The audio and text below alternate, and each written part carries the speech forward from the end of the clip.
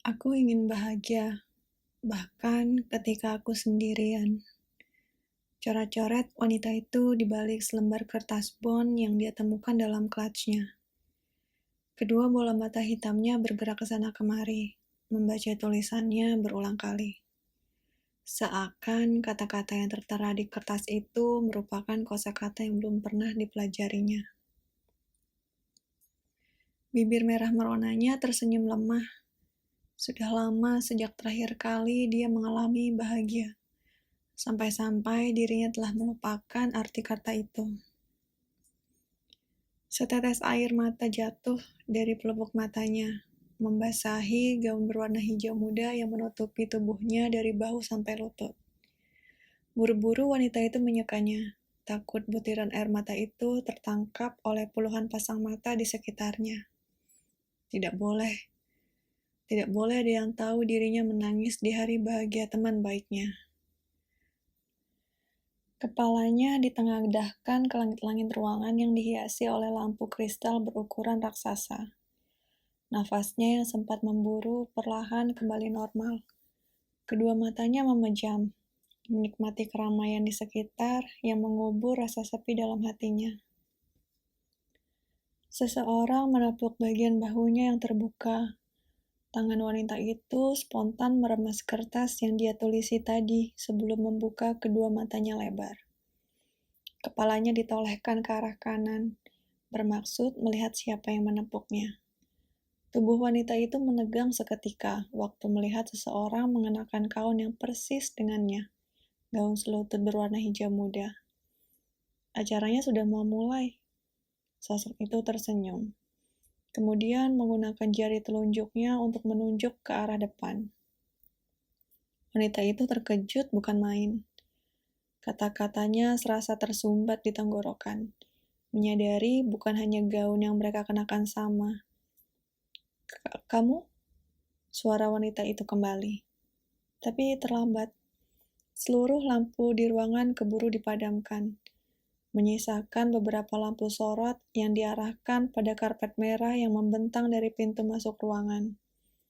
Dalam kegelapan dan kerumunan orang, wanita itu kehilangan sosok yang berbicara dengannya. Beberapa kali sepasang mata wanita itu mengitari ruangan, tapi tidak lagi dia temukan sosok itu. Akhirnya, wanita itu memutuskan bahwa pikirannya tadi hanya sedang melantur. Bahwa sentuhan dan ucapan sosok itu hanya terjadi di dalam kepalanya. Pandangan wanita itu berfokus pada kerumunan orang yang berbaris di kedua sisi karpet merah. Orang-orang itu mulai bertepuk tangan penuh semangat, membangkitkan kemeriahan pesta tersebut. Wanita itu menoleh dan menemukan pintu masuk ruangan itu kini terbuka lebar. Mereka tiba, gumam wanita itu kepada dirinya sendiri. Dia bangkit dari kursi yang berlapiskan kain putih. Kedua kakinya melangkah perlahan menuju ke kerumunan orang yang masih bertepuk tangan. Saat itu, wanita itu melihat pemandangan yang membuat orang-orang itu bertepuk tangan. Seorang pria dan wanita yang bergandengan tangan, mengenakan taksido hitam terbaik dan gaun putih panjang berjalan di atas karpet merah. Sosok keduanya dan berkilau, mengalahkan kilau perhiasan yang dikenakan sang wanita. Sang pria tampak tegap, dan sang wanita tampak anggun. Penampilan mereka begitu sempurna, begitu layak untuk disebut-sebut sebagai bintang acara pernikahan ini. Wanita itu hanya diam memandangi pasangan yang akan berjalan melewatinya sebentar lagi.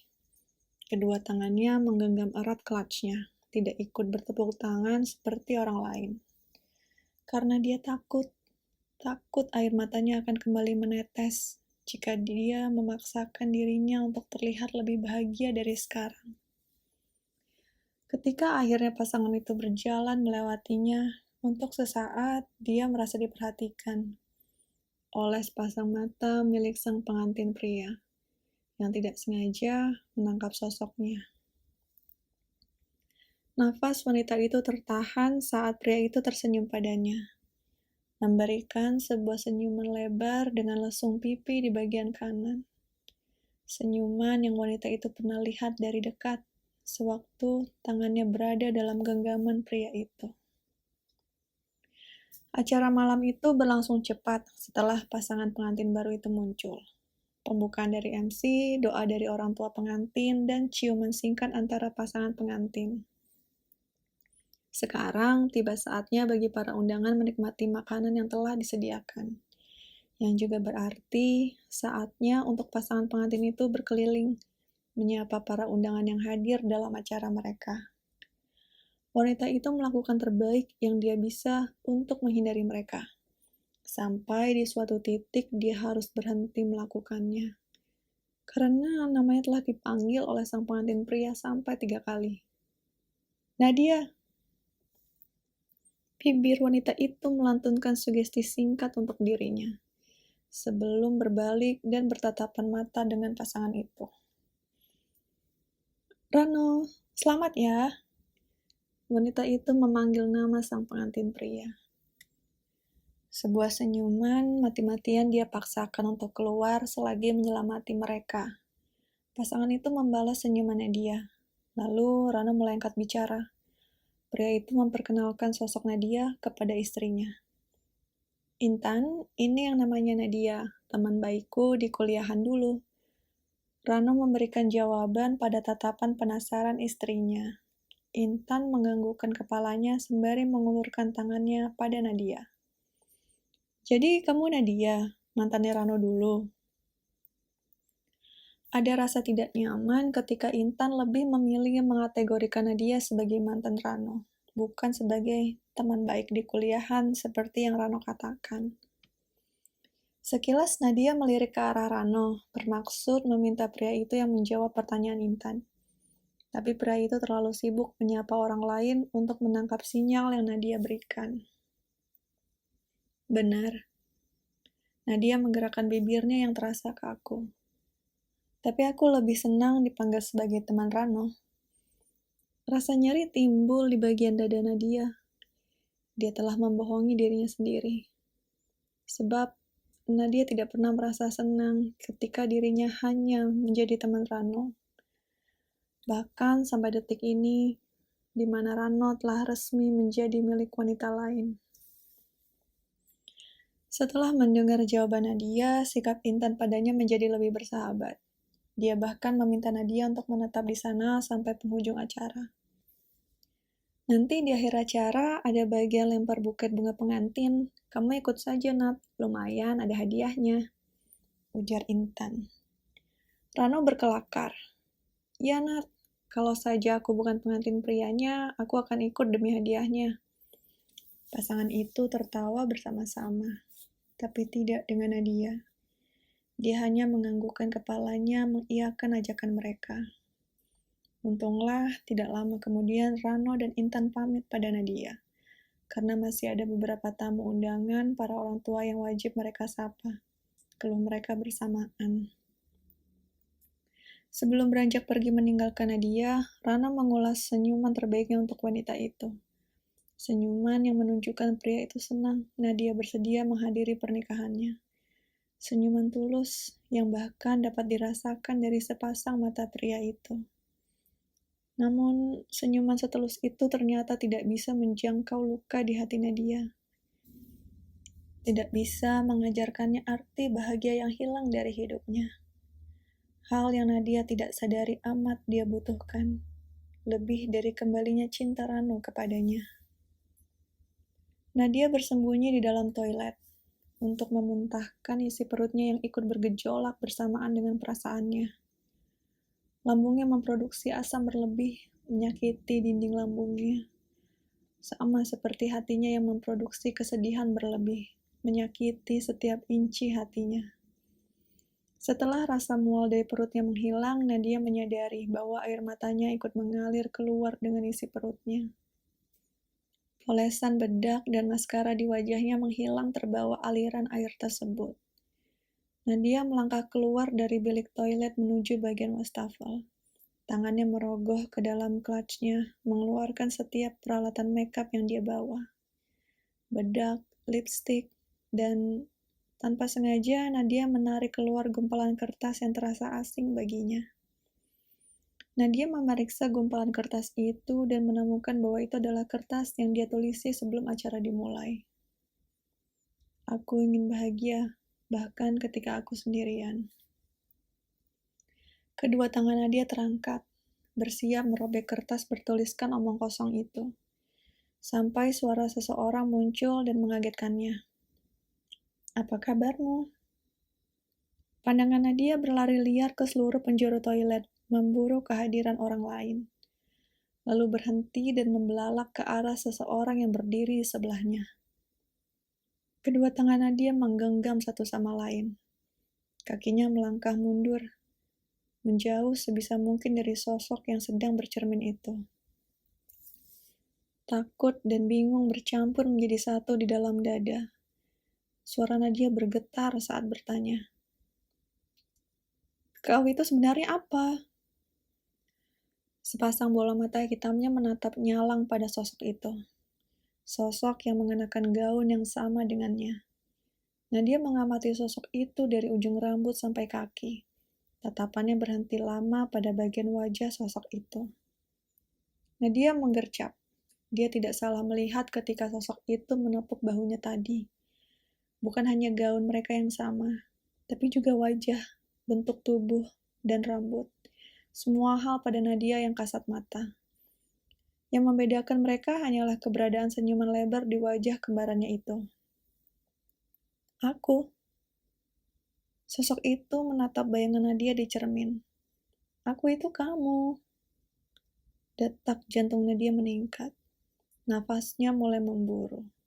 Salah satu tangannya memberantakkan rambut panjangnya. Oh Tuhan, aku sudah gila. Tanyanya lebih kepada dirinya sendiri. Sosok itu mengabaikan pertanyaan Nadia. Kertas yang berada dalam genggaman Nadia tampak mencuri perhatian sosok itu. Dengan suara menenangkan, sosok itu bertanya pada Nadia. Kamu ingin bahagia? Pertanyaan itu mengejutkan Nadia. Dan belum sempat dia menjawab, sosok itu melanjutkan kalimatnya. Atau kamu ingin Rano kembali padamu? Nadia mundur selangkah ke belakang. Kepalanya menunduk. Dia tidak bisa menatap sosok itu secara langsung. Aku tidak bisa bahagia tanpanya, jawab Nadia terbata-bata. Sejak perpisahan mereka, Nadia sudah berusaha keras. Berlibur ke negeri tropis idaman banyak orang, menghabiskan uang di dompetnya untuk membeli barang yang dia inginkan, bahkan mencari cinta baru yang bisa menolongnya melupakan Rano. Tapi semua usaha itu gagal. Nadia masih butuh Rano untuk bisa tertawa lepas lagi. Nadia memberanikan dirinya untuk mengangkat kepala. Sosok yang di depannya berubah menjadi gadis berusia 12 tahun yang mengenakan seragam merah putih. Sebuah piala yang terbuat dari tembaga berada di dalam genggamannya. Nadia ingat piala itu. Dia mendapatkannya ketika dirinya meraih juara 1 dalam lomba menggambar di sekolahnya. Gadis kecil itu tersenyum kepada Nadia. Bagian ompong di barisan depan giginya terlihat saat dia berbicara. Kamu pernah bahagia tanpanya. Nadia menggercap. Sosok gadis kecil itu menghilang, berubah menjadi dirinya di usia 17 tahun dengan kostum Dewi Shinta melekat di tubuhnya. Lagi-lagi Nadia ingat. Di perayaan seni tahunan sekolahnya, dia dipilih untuk memerankan Dewi Shinta dalam kisah Ramayana. Jadi, kenapa sekarang kamu membiarkan dirimu kehilangan hal itu? Bisik sosok itu. Pertanyaan itu tidak bisa dijawab oleh Nadia. Kebenaran yang terkandung di dalamnya menghentikan setiap bantahan yang ingin keluar. Dia telah membiarkan kebahagiaan miliknya diletakkan di tangan orang lain. Dan akibatnya, sekarang dia kehilangan kebahagiaan seiring dengan kepergian orang itu. Bodoh, bodoh, bodoh. Apa aku masih bisa merubah hal itu? Nadia menyadari air matanya mulai menetes. Tapi air mata kali ini terasa beda. Ada keinginan kuat bahwa Nadia tidak ingin mengulanginya lagi, tidak ingin menangisi dirinya lagi. Tentu saja, Nadia. Sosok itu mendekati Nadia. Senyumannya terlihat semakin jelas. Karena itulah aku datang menemuimu hari ini. Kemudian sosok itu lenyap dari pandangan Nadia tanpa mengatakan apapun lagi. Kini Nadia kembali sendirian di dalam toilet. Keramaian di tempat pesta tertangkap oleh pendengaran Nadia. Samar-samar terdengar kicauan sang MC acara yang meminta para wanita yang belum menikah untuk bersiap menangkap buket bunga. Yang kemudian lanjut menjelaskan orang yang mendapatkannya akan diberikan hadiah menarik, serta akan didoakan untuk bisa menyusul menikah. Nadia mengambil pulpen dari dalam clutch-nya dan meletakkan kertas di genggamannya di tepi wastafel. Lamat-lamat, dia mengamati tulisannya, sebelum kemudian mencoret satu kata dan menggantinya. Wajah bekas tangisnya dia basuh dengan air dingin. Lalu dengan peralatan yang dia punya, Nadia memoles makeup tipis pada wajahnya. Ada buket bunga yang harus ditangkap, pikir Nadia seraya membereskan peralatannya. Untuk terakhir kali, Nadia mengecek penampilannya di cermin. Wajah yang menatapnya balik terlihat galak tanpa sebuah senyuman di bagian bibir. Tapi Nadia tidak memaksakan sebuah senyuman seperti yang tadi dia lakukan. Karena dia yakin, suatu saat senyumannya akan kembali dengan sendirinya. Senyuman tulus, tanda dia telah menemukan apa yang namanya kebahagiaan sejati itu. Seperti yang sudah ditunjukkan oleh kembarannya yang entah datang dari mana. Nadia melangkah keluar dari toilet, meninggalkan kertas miliknya, dan bergabung dengan para undangan lain. Aku akan bahagia, bahkan ketika aku sendirian.